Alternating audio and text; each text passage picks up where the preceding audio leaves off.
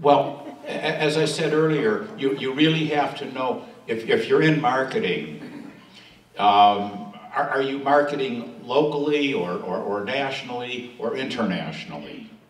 And we play with our message for the different markets that we are in.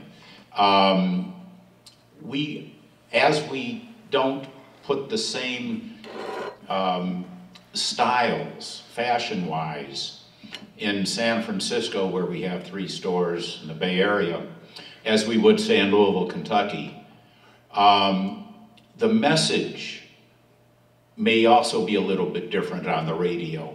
If you're landing at an airport, renting a car, driving around town for a week with the radio on, you hear my ads, you wouldn't notice it.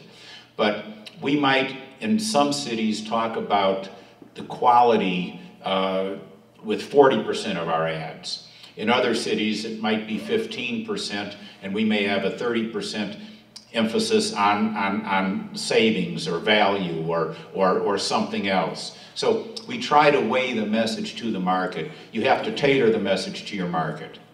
In the back? Yeah, obviously, thank you for sharing with us today. Obviously, you're very intentional in the way you pursued your business, and you mentioned it was a success bringing your son on board.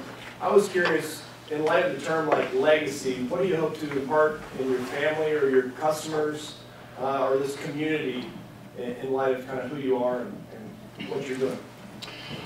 Well,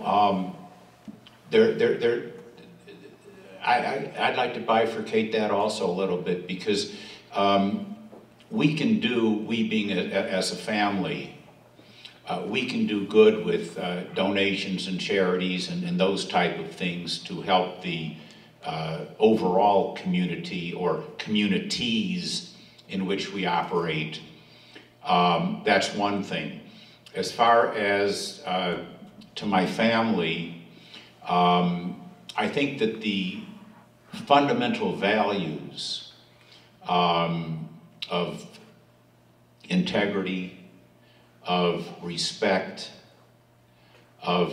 for others,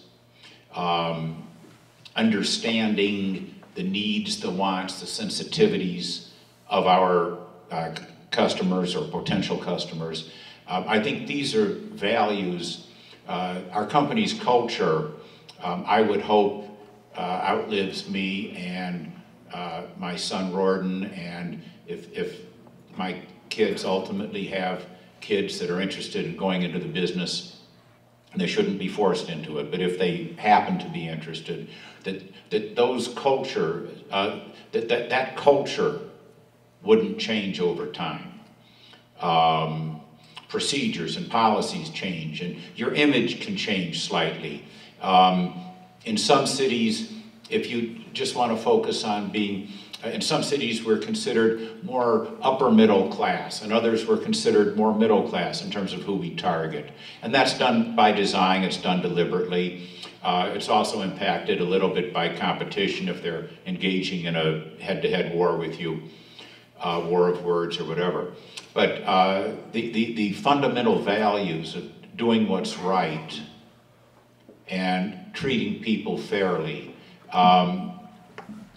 We don't teach our employees that the customer is always right, and whatever they want, let them cheat us and take advantage of us.